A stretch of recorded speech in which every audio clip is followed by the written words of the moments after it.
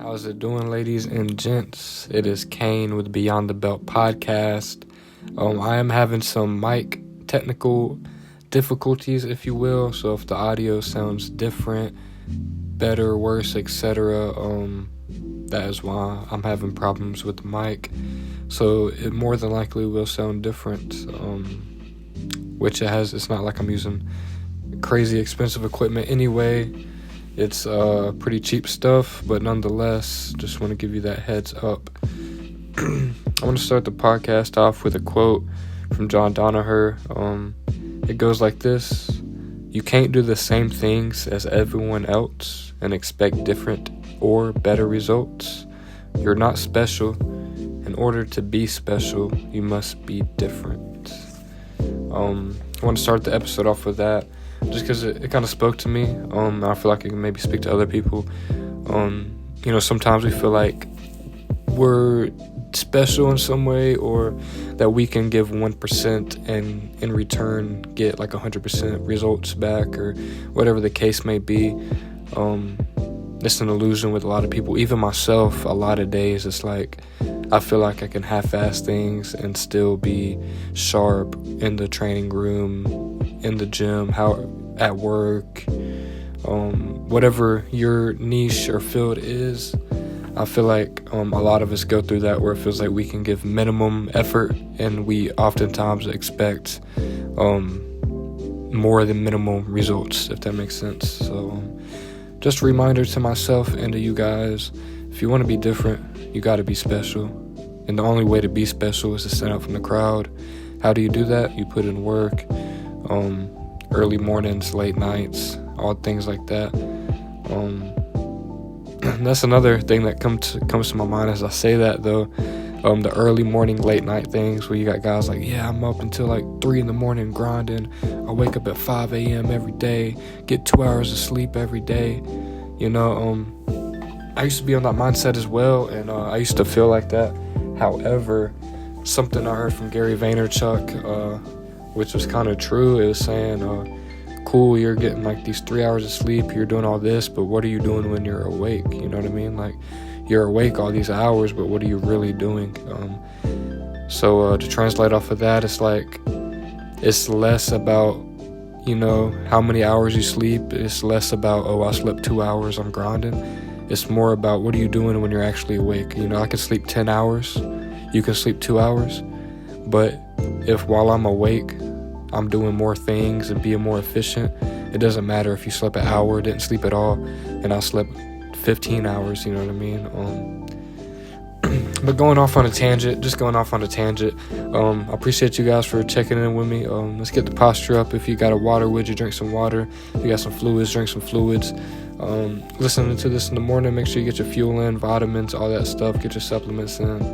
If you got a blunt, roll it up, smoke it. If you don't smoke, hey, just tune in with me, listen. I'm going to try to create a vibe for you guys and make this one quick. I don't like to hold you up and just ramble, even though I'm rambling right now. So it's currently Thursday. This week has been kind of hectic for me, just because I took like 2 or 3 weeks off of competing because I had like 2 injuries back to back. Then I got the flu, and a close friend of mine passed away. It was like a whole lot of stuff going on these last 2 or 3 months for me. So I haven't competed as frequent as I usually do or would like to. And I'm getting back into it this weekend. I'm doing a small local new breed this weekend to kind of get tuned up, get in the flow of things. And then after that, we have 2 super fights in October and 1 super fight in November that are already scheduled. It's going to be on the Odyssey Invitational, Blue Coast, and then East Coast Championship.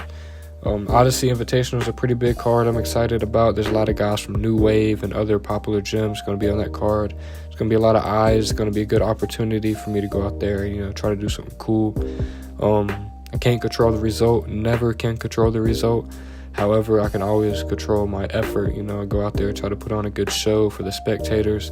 That's what it's about, trying to get more eyes on the sport and make it spectator friendly, This last week, though, leading up to competition, competition week, I kind of dialed down whether it's a small local new breed, this or that, or it's a bigger event in my eyes. I kind of all do it all the same. But nonetheless, the nerves are still there of like, competing, especially local, because like everybody there basically knows you, and it's like, oh, let's see what he does. So the nerves are definitely there. But this week of I think Tuesday was my last hard day of training. I did some drilling yesterday. I plan to do some drilling tonight, and then Friday I'm gonna just chill all day. So I'll do security on the weekends actually. So Friday night I'll be up doing security until 4 in the morning, which is rolling into Saturday morning. And then Saturday I gotta be at that new breed at like 10 in the morning to compete. And my coach is wanting to get me in like 4 different divisions. Right now I'm only in 1, but he's wanting to get me in like 4 different ones. So that's gonna be interesting. I'm looking forward to see how my body responds to that, how my mind handles that. I'm fairly confident in myself and my ability, and I feel like it's gonna be, I'm gonna treat it just like a training session. I'm not gonna go in there and try to stress myself out for no reason. It's a small tournament, small new breed, just using to get the juices flowing for these super fights coming up. What else do we got? The injury update for me. I don't know if you have listened to the last 2 podcasts I've done, but the injuries I've had, I popped my LCL and I tore my tricep tendon in basically the same month. And my LCL, my leg was swollen. Like I told you guys before, I was taking this BPC 157. It was like the Wolverine serum. It worked magic. And I just finished taking that stuff maybe like 3 days ago. I finished my the vial I had like 10 milligram vial of the BPC 157. Finished that. I'm feeling great. It's just one more little advertisement for the BPC. Don't get paid for this at all, obviously. However, it works so good for me. I'd be selfish not to kind of advertise it. If you're dealing with any joint, ligament, any type of problem like that, knee, shoulder, elbow, heads, toes, fingers, I don't know, anything, I highly recommend and suggest looking into BPC 157. I got my vials from Core Peptides based in Florida. However, there's other pharmaceutical companies that can ship it to you. I'll just say do your research and make sure you're getting it from a trusted provider, and also do your research to make sure you're doing the doses and everything correctly. You want to do everything safe,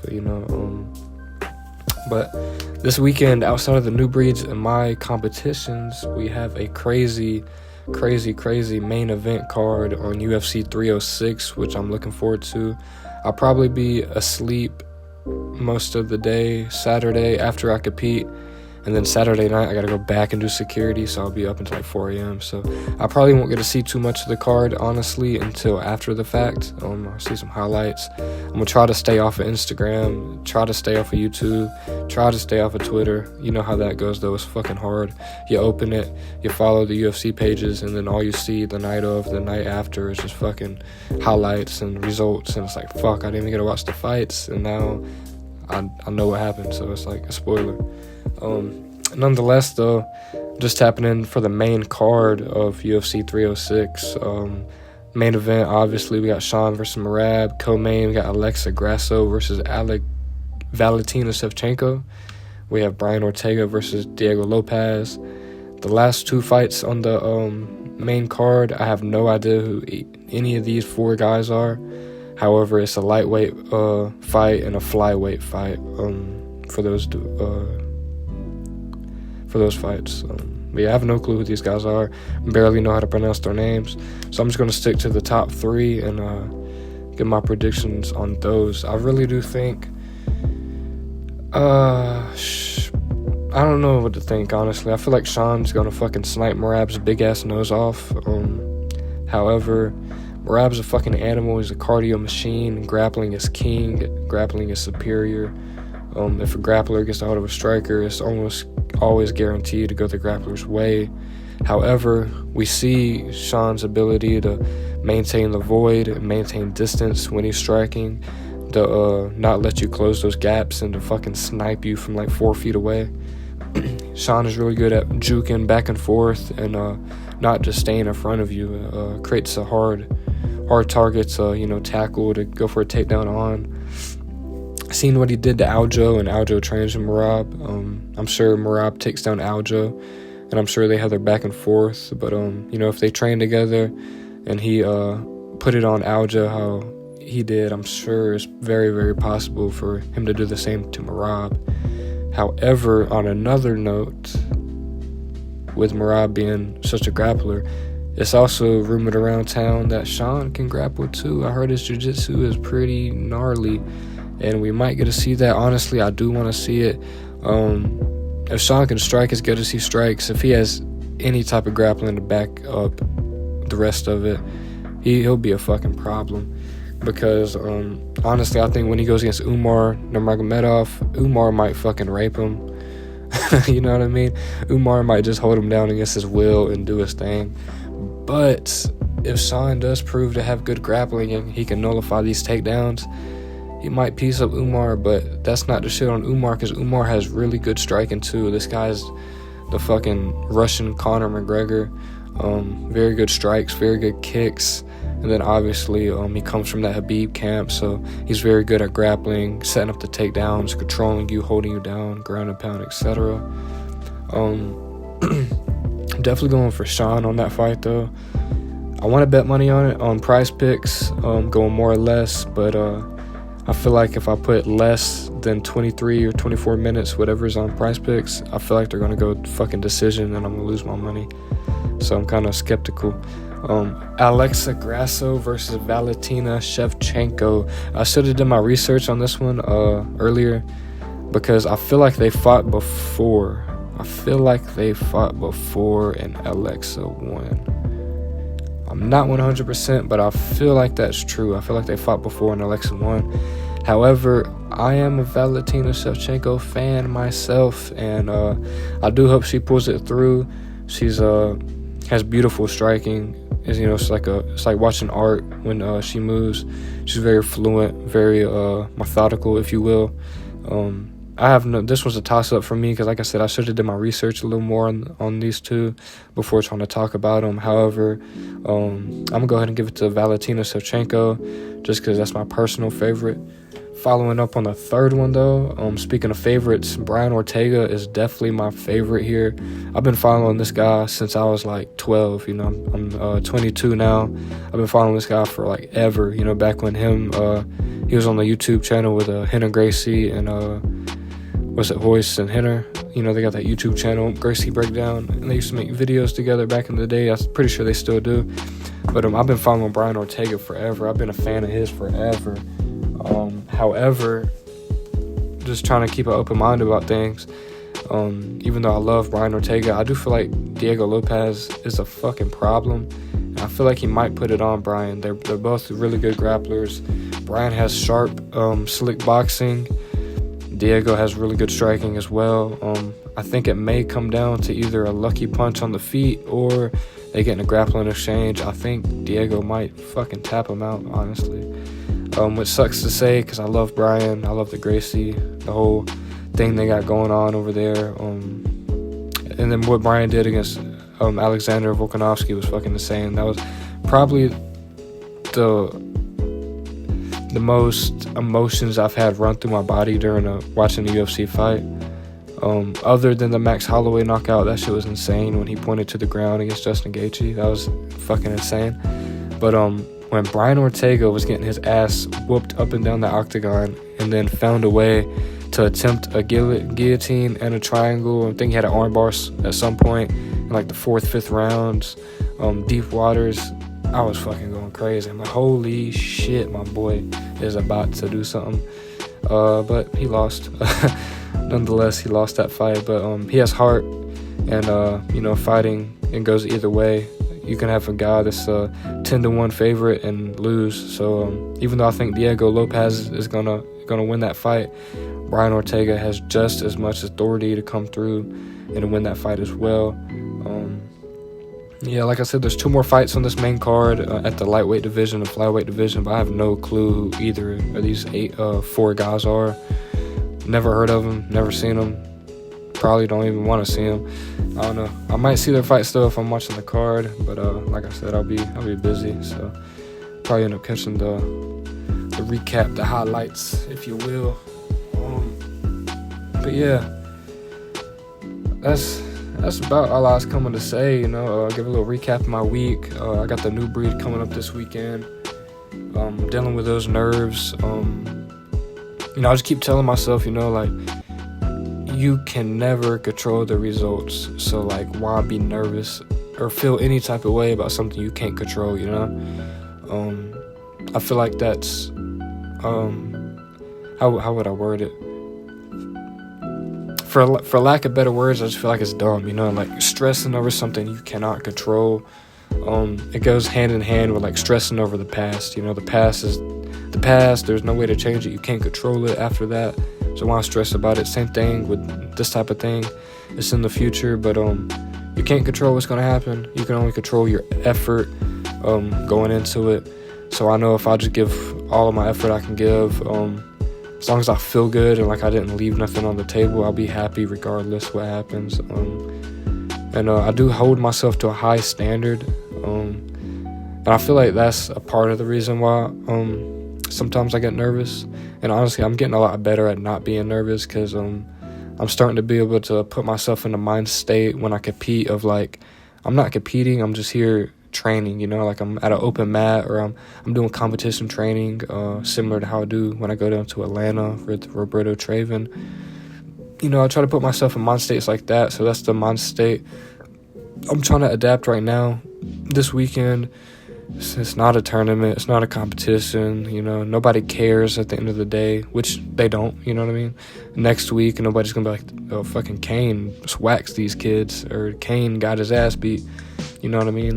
Next week, next month, and nobody's gonna care about this weekend. So kind of reminding myself things like that to help take those nerves away, but also enjoy the emotions, enjoy the feeling, enjoy the moment. Because, when we're like 40, 50, 60 years old, we probably won't get to feel these emotions anymore. And we won't get to feel the rush of excitement and nerves. And so just being grateful that I can experience these things, putting myself in a mindset of I'm grateful to be here, I get to be here, versus a mindset of like I have to be here, I have to do this, you know what I mean? Which was a mindset in the very beginning when I first got into this sport and competing. That's kind of the mindset I adopted, was like, I gotta be here, I have to, compete, represent for the gym, for the coaches, and this and that, and just so much pressure for no reason at all, But, the older I get, the more mature in the sport I get, the more I learn things. I'm still very young. I'm only 22. I've only been training for like three-ish years consistently. And in that 3-year time, I feel like, personally, I don't want to say this and sound like a fucking dick, but I personally feel like in my small 3 years of like, consistent training, competing or whatnot, over that short time period, I've made progress that most guys make in like 6-7 years. Like I do feel very good in my ability. I feel very confident in myself. I feel like my potential is high. However, it just comes from, I have to keep training, I have to keep competing, I have to keep doing things like this. It's not like I can just stop right now and achieve any of the things I want to achieve. That goes back to what I was saying in the beginning of the podcast. I want to be something special for the sport. Not even for the sport, I just want to be something special for the people around me. I want to be able to represent, for my coach, James. Great guy, great dude. He's helped me in life more than anything, bro. Like I could have a whole podcast episode strictly talking, about the ways he's impacted my life, and maybe I do want to get him on the podcast eventually, when I get used to doing this podcast thing, when I get used to talking more fluently and, making it sound like a real podcast. When I get some equipment, maybe, I definitely want to get the coach on here. But in the meantime, I just feel like I have to represent for those guys at the gym that just, they believe in me so much, man. And it's I don't even know a word for it. It's touching, to say the least. For lack of better words, it is touching, you know what I mean? To have a group of people, a group of grown men, nonetheless, you know, people that are like anywhere from 5 to 30 years older than me, and they all believe in me. They all been around the block, so they know Fugazi from real, and everybody feels like, you know, I'm capable of being like a real deal. And I believe that in myself, but at the same time, I know I'm not special. None of this is going to be given to me. I have to keep working. I have to keep training. My biggest problem is my diet, bro. I have to dial in the diet. I'm such a fat kid at heart. You know, I'm skinny. I look in shape. I got abs. But I'm a fucking fat ass, you know, on the weekends and stuff. Sometimes I joke and I like to tell people the only reason I train is so I can eat a fucking cookie, you know, like I train to balance it out so when I eat junk food, I don't get obese. I joke about that all the time, but it's honestly kind of true. Like, I'm a fucking, I guess you call it glutton or whatever. Like, I love food, and it's a problem. Honestly, it could be the weed, but I have a strong appetite, bro. So, I'm just rambling at this point. So if you made it this far, bro, thank you.